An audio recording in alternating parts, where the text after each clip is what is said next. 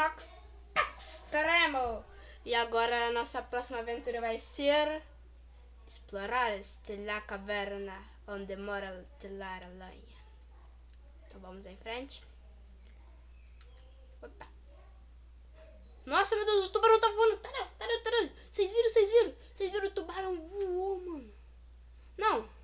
Sério. Impressionante. Nossa, caraca, meu. O que é isso? Quebrar um pouco disso. Ó. E essa aventura vai ser mais épica, sabe por quê? Eu não vou com nenhuma arma. Eu vou só com a minha mão normal. Tá entendendo? Não, mas tá doido. Achei aquilo muito impressionante. Vou chegar lá assim, ó. Oxe, aranha, tão bonitinha. Cheguei aqui pra te ver. O que é aquilo? Pera, abrir. Ah, que negócio. Cavalo. Ha! Uma caverna. Olha, ouro. Eu adoro ouro.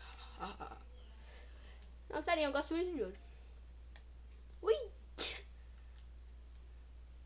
Eu sei voar.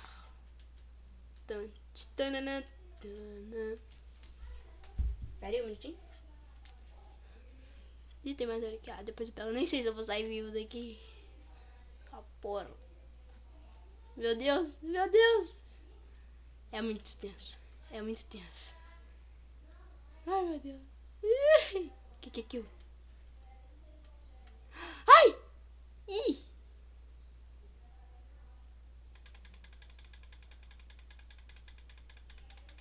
Ai! Vocês sabiam que eu quero aranha, tá?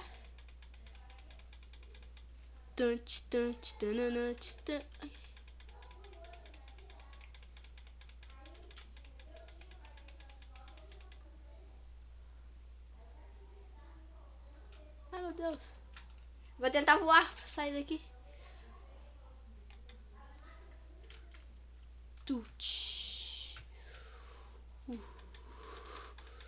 Ai! Corre, Ender Nox. Ai, que é isso? Corre! Ah, mata. Corre. Onde eu tô? Tá sem saída, não! Ai! Isso é o carro, Zé Guerra dos Campeões. Desce aqui, bicho, é esse? Ah!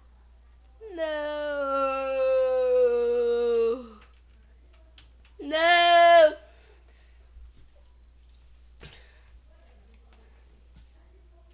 Não podia ter acontecido isso, respawn. Ai, onde eu tô? Ui, tá de noite. Nossa, muito tenso. Eu tô com quase nada. Meu Deus. Então isso é tudo.